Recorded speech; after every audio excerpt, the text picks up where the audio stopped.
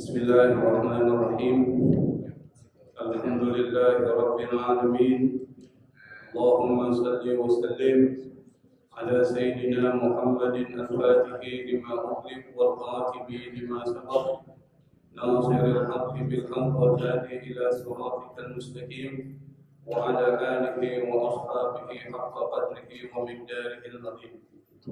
Subhanaka la ilma lana illa ma 'allamtana innaka antal alimul hakim wa la hawla wa la quwwata illa billahil aliyyil azim. Rabbi shrah li sadri wa yassir li amri wahlul 'uqdatam min lisani yafqahu qawli, amma ba'd. Ma'asyiral hadirin jamaah yang dimuliakan Allah Subhanahu wa taala. Pada kesempatan pertemuan lalu kita sudah membahas tentang Imam Syafi'i, yang beliau ini digambarkan oleh Imam Al-Ghazali adalah seorang imam mazhab yang tidak hanya menguasai fikih, tapi beliau juga mengerti tentang ilmu akhirat dan mengamalkannya. Imam Al-Ghazali menceritakan tentang Imam Syafi'i ini adalah seorang abid, seorang ahli ibadah, bukan cuma seorang ahli ilmu. Dan beliau juga menurut informasi dari para murid-muridnya, ibadahnya itu adalah ibadah yang luar biasa. Dia menghatamkan Quran dalam waktu yang mungkin kita semua tidak mampu melakukan. Dia melaksanakan sholat malam, yang sholat itu mungkin kita sebagai manusia tidak mampu melakukan seperti Imam Syafi'i. Beliau tidak pernah merasa kenyang semenjak umur 16 tahun. Karena rasa kenyang itu bisa melemahkan seseorang dalam menuntut ilmu dan bisa melemahkan seseorang dalam ibadah. Itu Imam Syafi'i. Nah, pada kesempatan pertemuan hari ini kita akan lanjutkan bahasan kita masih di seputar tentang Imam Syafi'i, yang Imam Al-Ghazali ingin menggambarkan bahwa para ulama madhab itu, para pendiri madhab, mereka bukan hanya sekedar ilmu fikih, ilmu lahiriah, tetapi juga mereka mengenal tentang ilmu akhirat. Karena itu maka diceritakan. Sekarang kita akan mendapatkan informasi dari seorang ulama yang bernama Ahmad bin Yahya. Qala al-musannif rahimahullah, wa qala Ahmad bin Yahya. Waw ini waw istinaf ya. Waw istinaf ini waw yang tidak perlu diartikan, karena fungsinya adalah untuk memperindah satu kalimat. Wa qala itu artinya berkata. Saya ulang terus supaya kita paham. Kalau qala yaqulu berkata, qala yaqilu tidur siang, qala yaqulu qaul itu perkataan. Kalau qala yaqilu qailulatan tidur siang. Kata Ahmad bin Yahya, siapa Ahmad bin Yahya? Ahmad bin Yahya ini adalah bukan murid langsung dari Imam Syafi'i. Artinya dia tidak belajar langsung kepada Imam Syafi'i dalam bidang fikih dan usul fikih, tetapi beliau ini yang meriwayatkan kisah-kisah terkait dengan akhlak, budi pekerti dan kebiasaan dari Imam Syafi'i. Ini Yahya, Ahmad bin Yahya. Bahkan beliau termasuk mata rantai yang menyampaikan pesan-pesan moral Imam Syafi'i kepada generasi berikutnya. Imam Syafi'i ada yang meriwayatkan dari aspek fikih, siapa? Al-Buwaiti, muridnya, kemudian ada Al-Muzani dan lain sebagainya. Tapi yang meriwayatkan dari perspektif akhlak, moralitas dan sufi itu adalah Ahmad bin Yahya. Jadi masing-masing ada juru bicara, ada naratornya, ada jurnalisnya. Kalau bahasa kita jurnalis yang melaporkan tentang Imam Syafi'i terkait dengan akhlaknya. Apa kata Ahmad bin Yahya? Kharaja Syafi'i yauman, kharaja keluar. Siapa yang keluar? Imam Syafi'i, maka kedudukannya sebagai fa'il, bacanya dhamma. Kharaja Syafi'i yauman, pada satu hari. Min suqil qanadir, dari suq pasar. Al-Qanadir itu pasar yang itu dijual pelita-pelita atau lampu-lampu. Jadi pasar lampu lah. Yang di situ dijual pelita-pelita, tetapi tidak seperti lampu ini zaman dulu, mungkin seperti pelita-pelita itu. Masih ada nggak sekarang pelita? Enggak ada. Sekarang mau pakai lampu. Fatabi'nahu, kata Yahya Ahmad bin Yahya, fatabi'nahu, kami pun mengikutinya. Artinya Imam Syafi'i ke pasar, mereka ikutin tuh. Fa idza rajulun yusaffihu ala rajulin min ahli ilmi.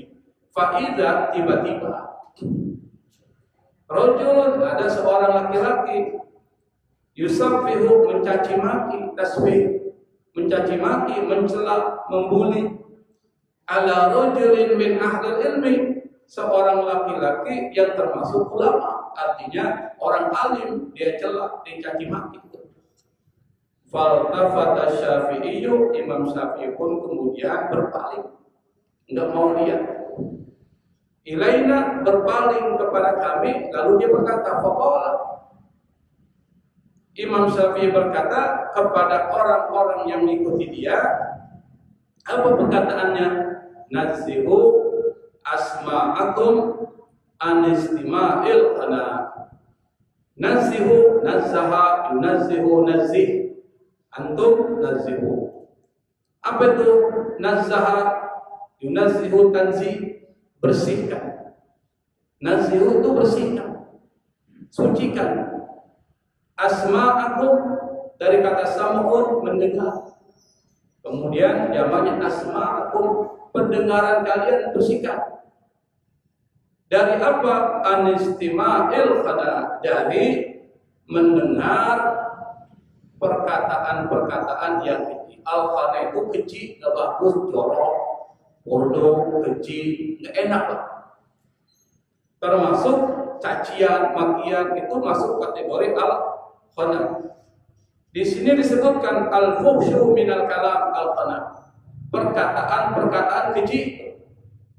Yang dimaksud keji tadi perkataan porno, perkataan mencaci maki, cacian, bulian, dan seterusnya, itu masuk kategori al-fuhsyu minal kalam. Kama tunazzihuna alsinatakum anin nutqi bihi, sebagaimana kalian menyucikan, membersihkan alsinah, lisan, jamaknya alsinah. Lisan itu artinya lidahmu, dikasih jamak alsinatun, jadi alsinatakum anin nutqi, sebagaimana kalian membersihkan lisan kalian anin nutqi bihi, dari mengucapkan yang keji dan kotor tadi. Pendengaran bersihkan, ucapan bersihkan, dari mendengar yang keji dan mengatakan yang keji. Kenapa? Yang pertama, hati itu adalah wadahnya ilmu. Hati ini wadahnya. Hati yang dijaga dari perkataan-perkataan keji itu akan bersih. Hati itu kalau tidak dikotori, dia bersih dan jernih. Kalau hati yang jernih seperti cermin. Kalau cermin itu bisa menerima cahaya, memantulkan cahaya. Ini penting nih Pak. Cermin ini penting nih. Cahaya bisa dipantulkan, diserap, dan cermin ini bisa memantulkan cahaya. Itu orang yang hatinya bersih itu. Dia bisa menerima kebaikan, kalau orang nasihatin dia nggak marah. Bahkan dia bisa memantulkan kebaikan kepada orang lain, dia ajak orang. Tapi kalau orang hatinya kotor, seperti cermin kotor, susah menerima cahaya, apalagi mantulin. Misalnya saya beri contoh, hatinya dengki, hasad, sombong. Dinasihatin, marah dia lebih marah tuh. Lu nasihatin gua, emang lu siapa? Anak bau kencur dan nasihatin gua. Kalau diajak kebaikan susah. Bahkan dibalikin lagi tuh, anak bau kemarin udah ngajarin gue. Seakan-akan dia lebih tinggi dari dia, padahal itu nasihat. Nah, orang seperti itu hatinya bermasalah tuh. Kalau hati bermasalah seperti cermin yang kotor. Nah, kalau cermin itu bersih, dia bisa menerima ilmu. gampang ilmu masuk. Tapi kalau hatinya dipenuhi dengan mendengar yang kotor-kotor, mengucapkan yang kotor-kotor, hatinya jadi keruh. Kalau hatinya jadi keruh, tertutup debu. Kalau tertutup debu, bisa nggak dia menyerap cahaya? Nggak bisa. Apalagi mantulin. Nyerap aja susah, apalagi ngajak orang. Dinasihatin aja susah, apalagi ngajakin orang kepada kebaikan. Nah, ilmu seperti itu. Kalau hatinya kotor dengan mendengarkan perkataan-perkataan yang keji dan mengucapkan perkataan keji, susah masuk. Susah masuk. Makanya ada orang, kalau belajar ini susah banget ya. Dia dulu, jadi banyak maksiatnya enggak? Introspeksi. Ini suka dengerin yang kotor-kotornya, suka ngucapin yang kotor-kotornya, hati bermasalah enggak? Itu persoalannya. Di sini ada nggak kalau belajar susah banget? Ada nggak? Masuk kuping kanan, masuk kuping kanan keluar, kuping kiri.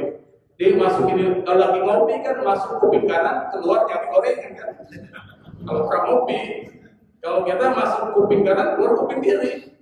Tapi kalau orang ngopi masuk kuping kanan, keluarnya nyari gorengan. Nah, seperti itu.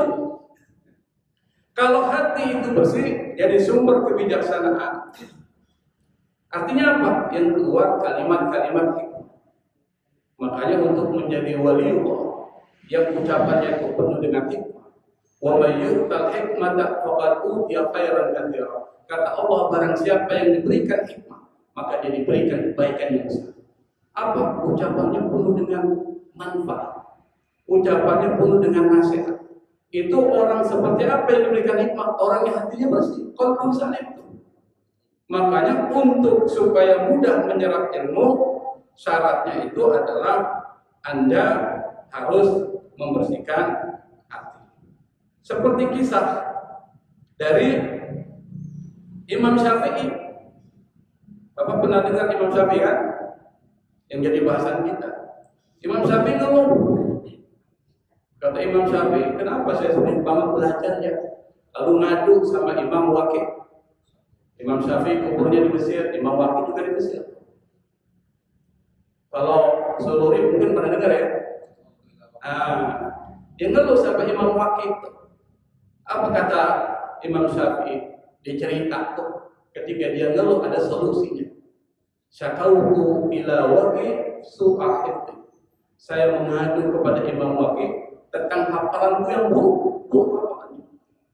Fa'arsyadani ila tarkil ma'asi. Lalu kemudian Imam Waqi' memberikan arahan, petunjuk supaya ilmu gampang diperoleh, hafalan itu kuat, tarkil ma'asi, meninggalkan maksiat. Fa'akhbarani bi anna al-ilma nur.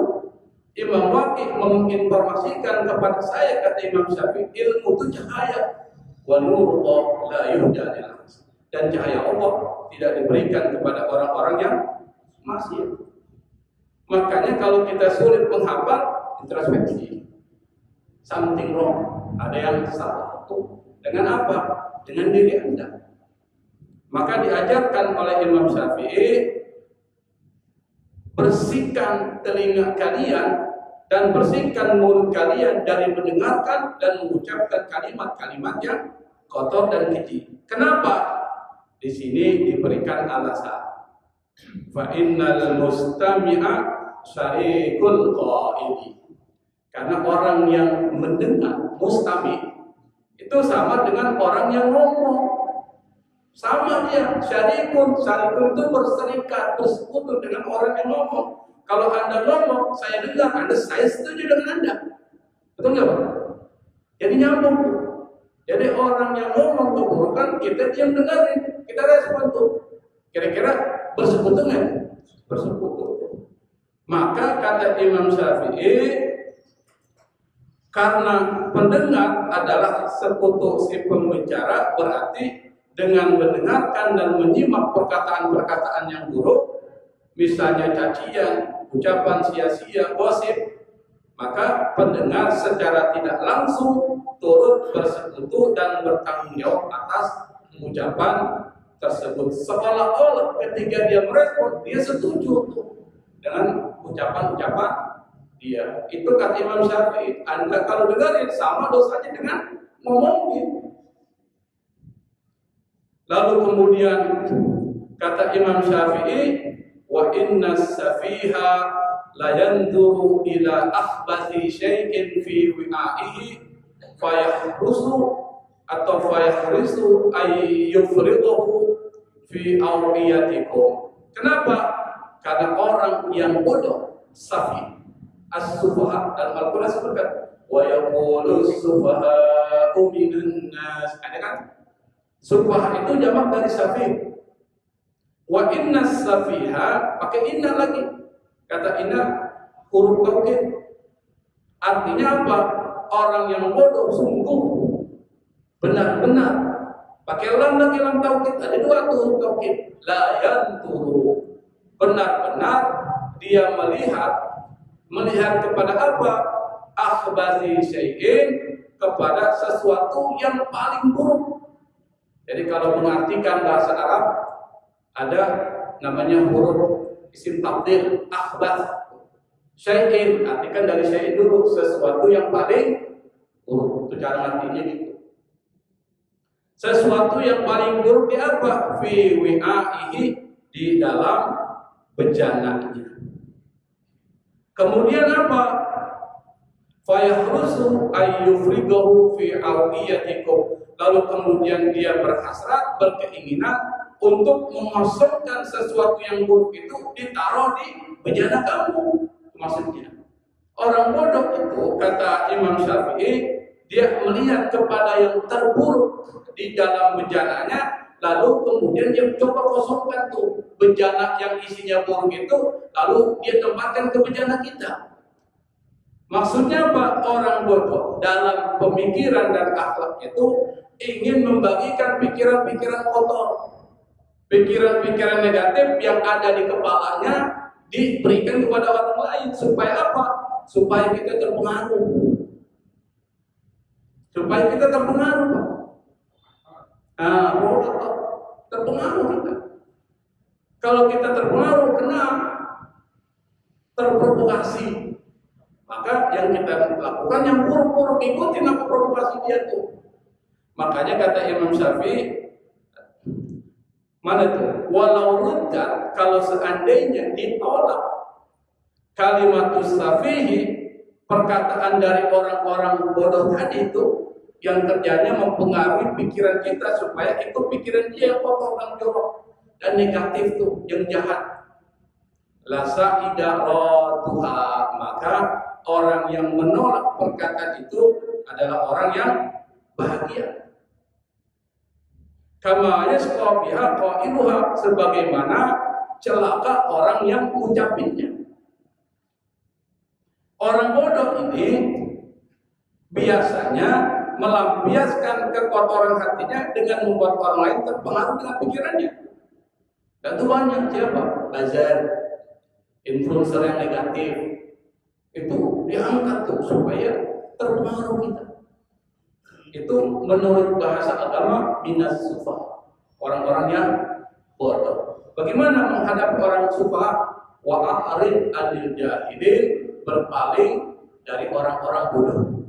Jangan ikutin, jangan terpengaruh, apalagi mengikuti. Tapi yang kita lakukan apa? Kita tolak. Dengan menolak perkataan itu, tidak menerima, tidak mendengarkan atau membantah perkataan itu, yang pertama, kita telah menyelamatkan diri sendiri dan kita telah menyelamatkan diri dari tercemarnya pikiran dan hati kita pusat. Maka harus dibantah, dikritik. Ente ngomong salah, dibilang ente salah. Seharusnya nggak boleh begitu. Dibalikin. Dengan kita menolak perkataan dia, berarti kita menghentikan penyebaran keburukan. Stop di situ. Stop sharing. Kalau ada informasi negatif, stop sharing. Jangan di-sharing.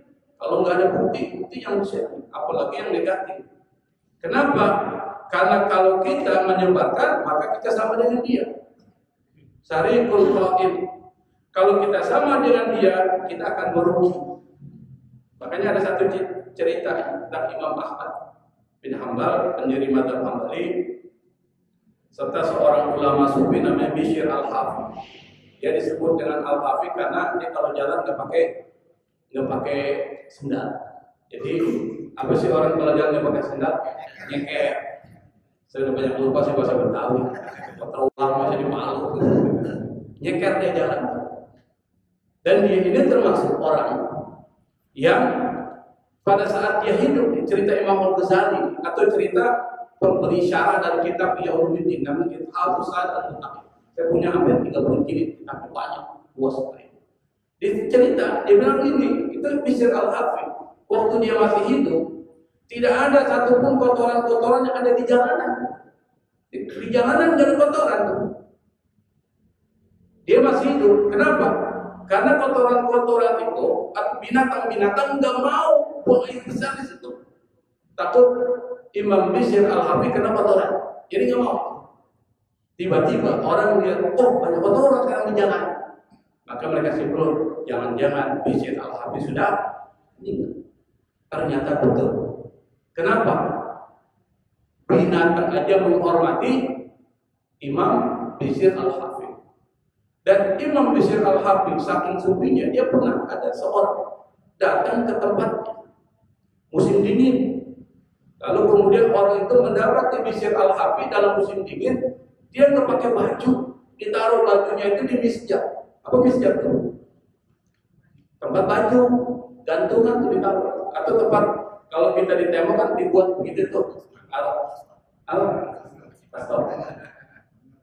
Angat bahasa Inggris kayak gitu. Misjab itu bahasa Arab kan. Gantungan baju lah. Gampangnya nyari kalimat yang susah lagi. Ditaruh di situ. Gemeter dia. Gemeteran badannya ditanya. Kamu tahu nggak sekarang musim apa? Musim dingin. Kenapa kamu buka baju? Apa dia bilang? Saya ini mengingat tentang orang-orang fakir di musim dingin ini, mereka kedinginan, nggak pakai baju. Saya nggak bisa membantu mereka dengan baju-baju karena seorang miskin. Tapi saya bantu dia dengan bersolidaritas merasakan apa yang dirasakan oleh mereka. Luar biasa. Yang ngerasain gimana rasanya dinginnya orang-orang fakir miskin yang nggak punya baju. Dia buka bajunya, dia rasakan. Coba kalau kita mau nggak? Nggak mungkin mau itu. Nah, biarin aja dia mati. Kemudian kedua itu bisa Al-Hafiz seperti ini. Nah, ada seorang satu ketika itu mendatangi Imam Ahmad bin Hanbal. Imam Ahmad bin Hanbal seorang sufi, seorang ahli fikih, ahli hadis, dan dia seorang sufi, murid dari Imam Syafi'i. Orang yang luar biasa. Didatangi oleh seseorang, dia bilang, ya Ahmad, gimana pendapatmu tentang Bishr Al-Hafiz? Dia mengatakan begini, begitu, dan seterusnya. Jadi pertanyaan itu pertanyaan yang tujuannya bukan untuk mendapatkan informasi, tapi lebih menjelekkan. Karena ada gitu kan? Apa kata Imam Ahmad bin Hanbal? Sebelum orang itu selesai berbicara tentang Bishr Al-Hafiz, dia bilang, "Qif nahnu la naqbal syahadata ahli bidah, fa kaifa naqbalu ibatahu." Kata Imam Ahmad bin Hanbal, stop. Kami enggak terima tuh perkataan, persaksian dari orang ahli bidah seperti itu. Bagaimana kami bisa menerima guncingannya? Artinya apa? Imam Ahmad bin Hanbal menyebab tuh perkataan itu supaya dia tidak terpengaruh. Jadi sebelum dia, karena dia tahu bahwa Bishr Al-Hafiz nggak seperti itu, sama dengan orang yang membuat jelek terhadap Al-Hallaj itu. Al-Hallaj dibilang Al-Hallaj sebagai orang kafir, sampai kemudian Al-Hallaj dianggap sebagai kafir murtad, dia dibunuh. Padahal Al-Hallaj itu seorang sufi yang punya pikiran nggak bisa dipahami orang. Pas dia dibunuh, apa? Keluar dari darahnya menetes darah, lalu kemudian di tanah tertulis kalimat La ilaha illallah Muhammad Rasulullah. Kira-kira kafir gitu? Enggak, darahnya aja nulis kalimat itu. Kata Al-Hallaj, enggak apa-apa saya dukung karena Anda melihat dengan ainul dhahirah. Anda melihat saya dengan mata lahiriah. Seakan-akan saya ini kesat, seakan-akan saya ini murtad. Kenapa? Karena Al-Hallaj mengatakan Anal haq wal haqqu an. Saya adalah yang hak, yaitu Tuhan, dan yang Tuhan itu adalah saya. Kalau kita dengar orang begitu, kira-kira sesat nggak? Sesat. Tapi Al-Khalaj saat itu ketika mengatakan dia sedang asyik dengan Allah, seakan-akan menyatu, maka konsepnya al-ittihad, menyatu. Ketika dia menyatu, maka satu antara kopi dan gula. Bapak bisa bedakan ya kalau kopi sudah gula bersatu, mana kopi mana gula? Disatukan. Kalau tanya, siapa ente? Kopi. Kopi adalah saya adalah kopi. Padahal situ ada gula, ada kopi. Jadi bersatu. Nah, seperti itu. Dan kemudian Al-Khalaj diputuskan dengan bukti lahiriah dia sudah sesat, dia dihukum mati, darahnya mengalir, tertulis kalimat La ilaha illallah Muhammad Rasulullah. Kira-kira kafir nggak itu? Menurut kacamata fikih yang lahiriah boleh jadi sesat dan dia terima.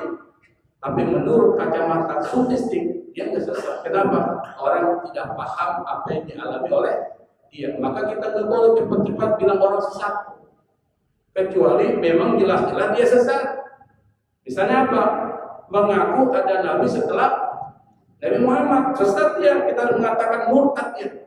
Nggak boleh mengatakan dia masih beriman, jangan. Kita katakan dia murtad. Kenapa? Mengakui Nabi setelah Nabi Muhammad dan dia harus dimintai tobatnya. Kalau dia tobat kembali, maka dia kembali lagi. Nah, kita lanjutkan. Wa qala Syafi'i, berkata Imam Syafi'i, kataba menulis, kataba penulis, katibun, kataba yaktubu kitabatan. Siapa yang menulis? Hakim.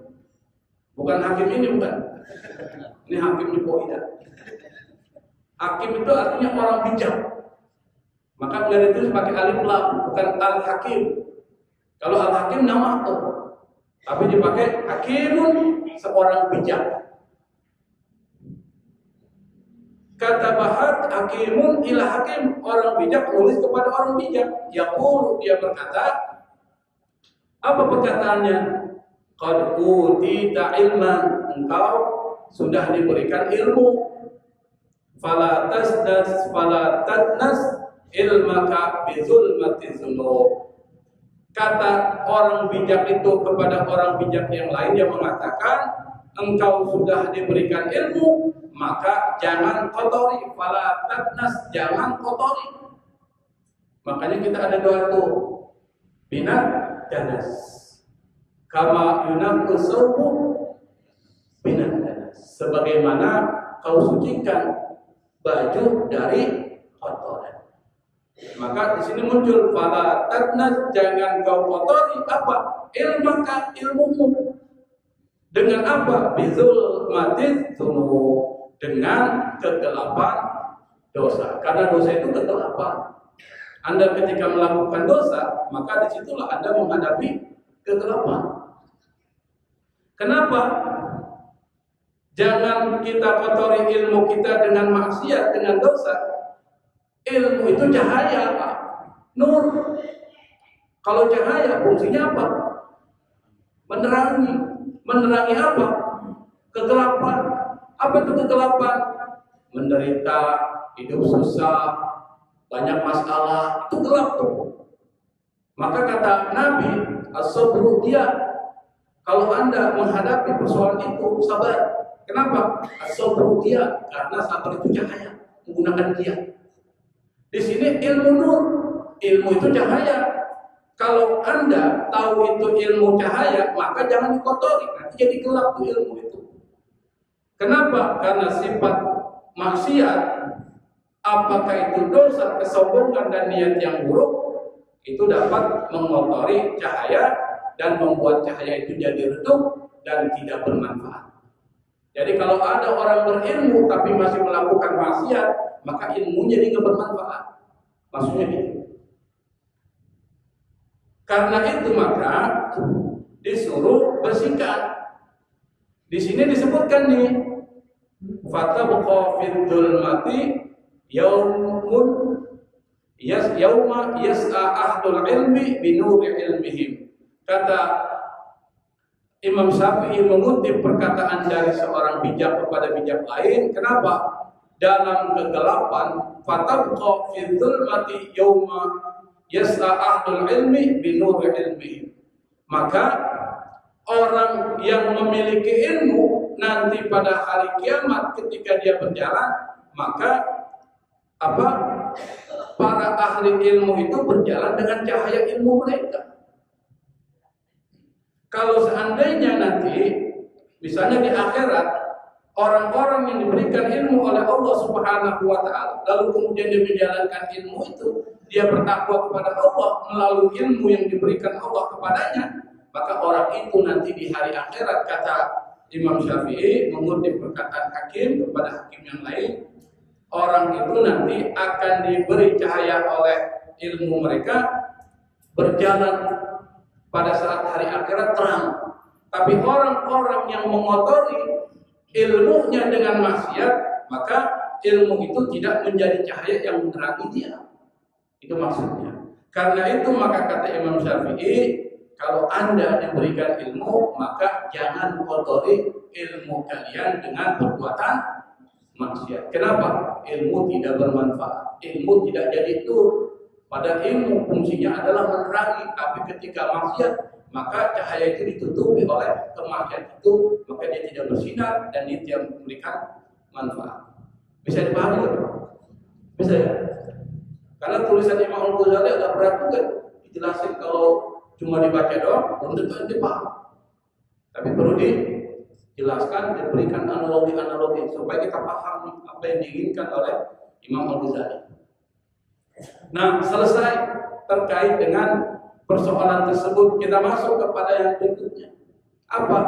Kezuhudan Imam Syafi'i. Di sini dijelaskan nih.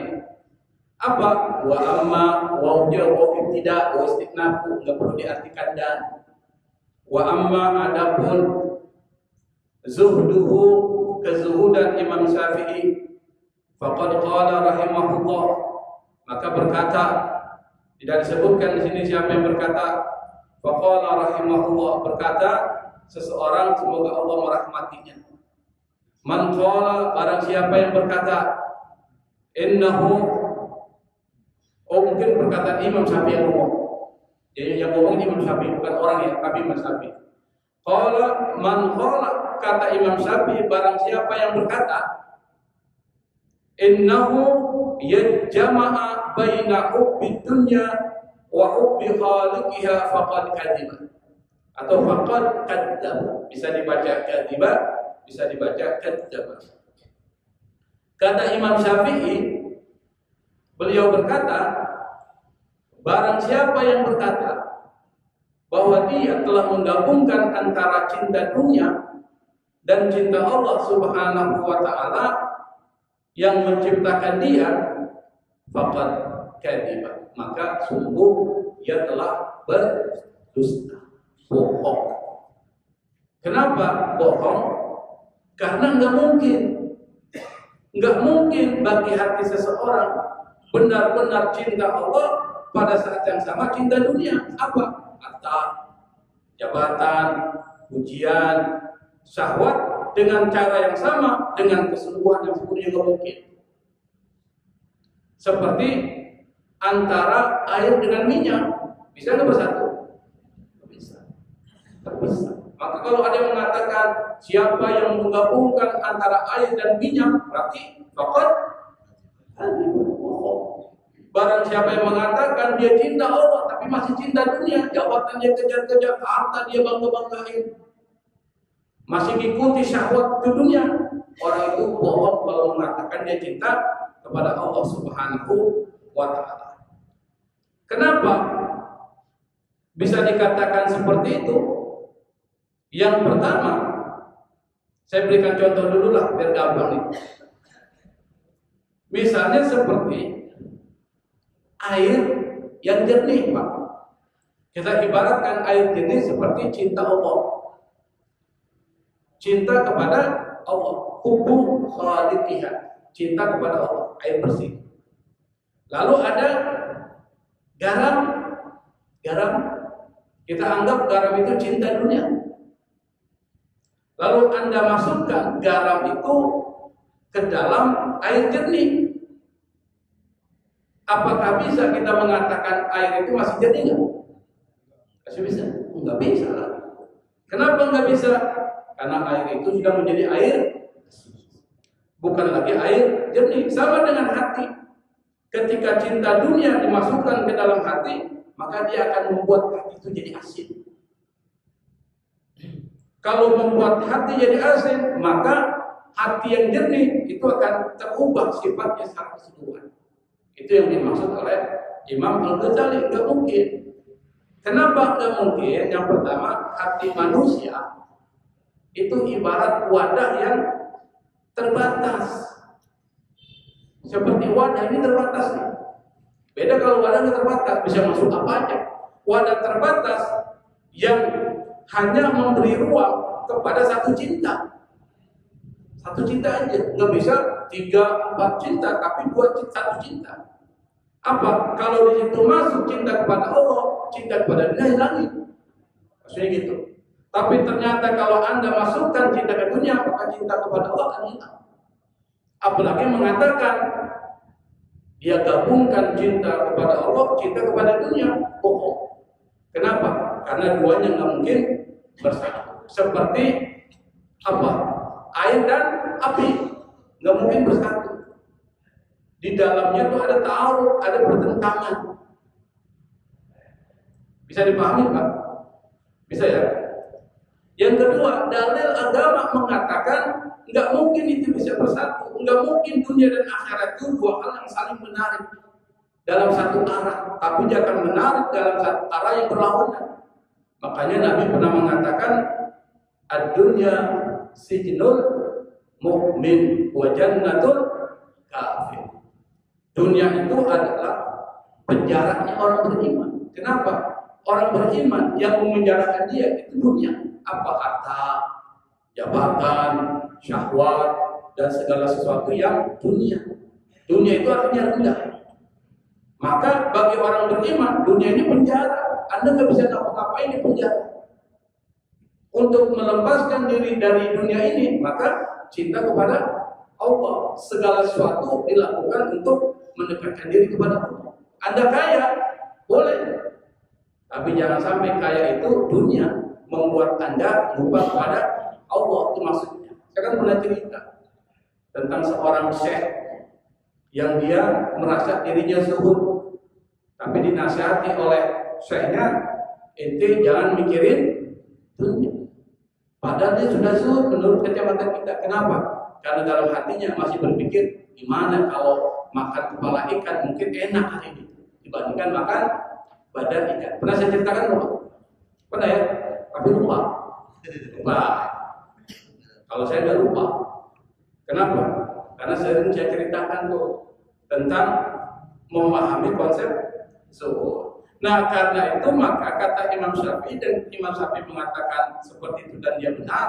Nggak mungkin tuh ada orang bilang dia cinta Allah tapi masih cinta dunia, atau masih dikejar-kejar. Pelitnya itu kalau orang tahu bilang apa tuh? Bukan, pelitnya itu turunan. Kalau bersedekah susah banget. Oh, maksudnya gitu. Cintai dunia itu. Nah, itu yang perlu dihilangkan. Lalu kita lanjutin. Wasaqata sautuhu. Tiba-tiba jatuh tuh cemetiknya dari Imam Syafi'i min yadihi, dari tangannya.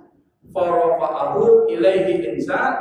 Lalu ada orang yang ngambil cemetik itu, lalu kemudian diangkat, diserahkan kepada Imam Syafi'i. Farafa'ahu ilaihi insan. Rafa'ah mengangkat cemetik itu ilaihi kepada Imam Syafi'i. Siapa? Insanun, jadi fa'il. Fa'atahu, lalu Imam Syafi'i memberikan kepada dia jazaan alaihi, sebagai balasan dia memegang cemetik dan memberikan kepadanya apa? 50 dinaran, 50 dinar. Bayangkan Pak, cuma ngangkat cemetik aja nih, cemetiknya jatuh nih, dia angkat nih, ya Syafi'i nih. Imam Syafi'i buat terima kasih kepada orang itu dikasih berapa?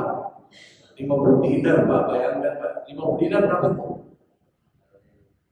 Hitung diri lah. Jangan saya suruh hitung juga, sudah capek gitu. Hah? Adalah kubur ini tahu. Pada kubur berbenang dia 1 juta. Nah kita lanjutin. Wasafa'u Syafi'i, dan safa itu kedermawanan, dermawan. Orangnya sahih, jamaknya asqiya. Kedermawanan Imam Syafi'i asyharu, lebih terkenal. Dari kata asyhar itu muncul kata masyhur. Masyhur itu artinya apa? Terkenal, masyhur. Masyhuri. Ada yang masyhur? Terkenal tuh, populer. Tapi populernya yang positif ya. Dalam bahasa Inggris itu ada istilah populer terkenal, famous terkenal. Tapi kalau terkenalnya negatif, ke Jokowi misalnya, terkenalnya gitu kan, itu namanya notorious. Beda, terkenal juga, tapi negatif. Itu dianggap notorious. Ada nggak orang yang terkenal tapi jahat, buruk? Ada nggak? Banyak. Fir'aun, Namrud, siapa lagi? Qabil, banyak tuh. Dia terkenal tapi buruk. Nah di Indonesia juga banyak dia terkenal tapi buruk. Orang mengenal dia karena keburukannya, bukan kebaikannya. Maka itu namanya notorious. Makanya belajar bahasa Inggris Pak. Yang bahasa Arab aja, bahasa Inggris penting juga. Nah kita lanjutin tuh. Wasafa'u Syafi'i, kedermawanan Imam Syafi'i asyharu minasyams, itu lebih terkenal dari matahari. Di bahasanya kias, majas. Bapak tahu matahari kan? Ada nggak orang yang tidak tahu matahari? Ada nggak? Bapak tahu matahari nggak? Tahu? Jawabnya ragu-ragu. Tahu matahari kan? Pasti tahu lah, kita tiap hari kena matahari. Terkenal nggak matahari? Terkenal, nggak ada orang yang tidak tahu matahari. Tapi di sini penulis kitab atau orang yang melaporkan tentang Imam Syafi'i, dia mengatakan kedermawanan Imam Syafi'i itu seperti melebihi matahari. Artinya apa? Lebih bersinar dibandingkan matahari. Contohnya apa? Tadi dia punya uang tapi tidak terikat dengan uangnya. Ketika ada orang yang membantu dia balas tuh rasa terima kasihnya 50 dinar. Oh, hebatnya Imam Syafi'i. Kemudian kita lanjut ini. Masih ada waktu sih? Hah? Masih ada? Berapa menit lagi? 5 menit ya, kita ngebut lah. Wa yadullu ala khaufihi, dan yang menunjukkan kepada rasa takutnya Imam Syafi'i minallah ta'ala, kepada Allah subhanahu wa ta'ala, wastighali hambihi bil akhirah, dan hasratnya yang sibuk dengan akhirat. Kata orang penulis kitab ini adalah maruyan, adalah riwayat ini. Apa? Annahu sami'a Sufyan ibn Uyainah yarwi hadisan minar raqa'iq fa ghashiya ala Syafi'i. Dia mendengar Sufyan bin Uyainah. Sufyan bin Uyainah adalah seorang ulama besar dari generasi tabi'in. Beliau ahli hadis, beliau ahli fikih, dan beliau ahli tafsir. Sufyan ibnu Uyainah. Dan salah satu karomah beliau ini adalah hafalannya sangat tajam, sangat kuat. Bahkan di usia tuanya, ketika penglihatannya udah nggak bagus lagi, dia masih mampu meriwayatkan hadis dengan sempurna hanya mendengarkan suara perawi. Jadi diomongkan dia langsung tahu langsung, nggak ada satupun yang lupa. Itu Sufyan bin Uyainah. Dan beliau ini termasuk dalam riwayat, termasuk orang yang pernah mimpi ketemu Nabi Ibrahim, dan Ibrahim berkata kepadanya, wahai anakku, engkau ketika mencari ilmu baca di doa. Apa doanya? Rabbi zidni ilman warzuqni fahma. Nah, doa ini dibaca kalau kita ingin mencari ilmu. Ini doa Nabi Ibrahim mengajarkan kepada Sufyan bin Uyainah dalam mimpinya. Nah, kita bahas nih, apa kata Sufyan bin Uyainah? Dia meriwayatkan satu hadis tentang persoalan akhirat.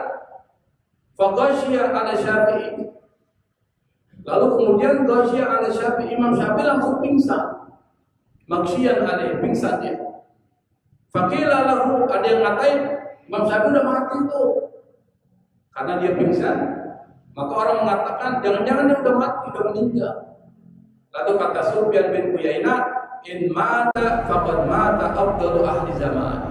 Kalau dia meninggal, maka telah meninggallah orang yang paling mulia pada zamannya. Wa qara'a ba'dhum, sebagian mereka mengucapkan atau membaca ayat Quran, hadza yaumu la yantiqun. Inilah hari ketika mereka tidak bisa berbicara. Ini ayat 35 dari surat Al-Mursalat. Nanti bisa dicek.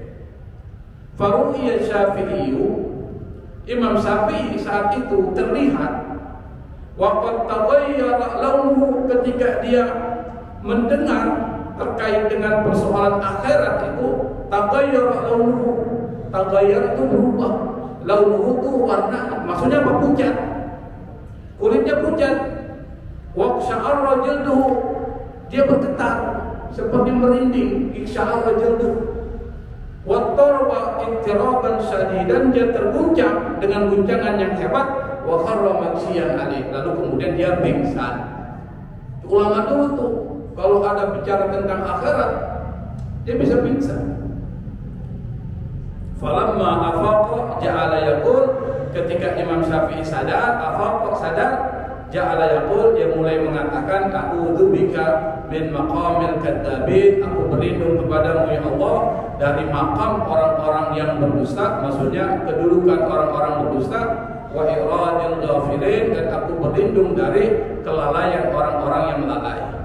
Allahumma laka khada'at qulubul arifin, ya Allah, hati orang-orang yang arif mengenalmu itu tunduk kepadamu ya Allah, wa dhallat lihaibatikal mustaqur, dan hati orang-orang yang rindu kepadamu tunduk kepada kehebatanmu. Allahumma habli judak, ya Allah berikan kepadaku kedermawananmu, wa adillini bisatrik, dan naungi aku dengan naunganmu, wa inni wa'fu anni taksiri, bantulah aku dan maafkan segala kekuranganku, bikarami wajhi, dengan kemuliaan zatmu ya Allah. Doanya Imam Syafi'i. Bukan cuma ini, kita sedikit aja, masih ada waktu sedikit ya. Itu dulu ada nama seorang namanya Fudail bin Iyad, seorang ulama yang dulu mantan preman, namanya Fudail bin Iyad. Mantan preman lalu sadar, lalu menjadi seorang ulama besar dan menjadi sufi. Kapan-kapan kita cerita tentang perubahan dia. Tapi intinya adalah dia sholat nih, sholat. Di belakangnya bermakmum ada beberapa jamaahnya dan ada muridnya, ada anaknya. Pada saat dia membaca Al-Hakumut Takatsur, Al-Hakumut Takatsur hatta zurtumul maqabir, kalla sawfa ta'lamun, thumma kalla sawfa ta'lamun, kalla law ta'lamuna ilmal yaqin la tarawna jahim, tarawna jahim. Sungguh engkau pasti akan melihat neraka jahanam. Itu anaknya Fudail bin Iyad. Ketika dia dengar ayat itu pingsan dalam sholatnya. Kenapa? Karena dia merasa, dia paham ayat itu dan dia merasakan gimana pedihnya neraka jahanam. Saking takutnya dengan persoalan akhirat sampai pingsan. Seperti Imam Syafi'i pingsan tuh ketika bicara tentang persoalan akhirat. Kita Al-Hakumut Takatsur tenang-tenang aja, bercanda-bercanda begini ya. Kenapa? Nggak ngerti tuh apa yang ada di dalam surat At-Takatsur. Nah karena itu dengan beberapa rincian seperti ini, mari kita belajar supaya kita bisa meneladani Imam Syafi'i, karena masih ada terusan nih terkait dengan kehebatan Imam Syafi'i. Insya Allah kita paling tidak bisa meniru sebagian atau setengah atau mungkin sedikit dari apa yang bisa diambil dari riwayat kehebatan dari Imam Syafi'i. Saya pikir ini yang bisa saya sampaikan.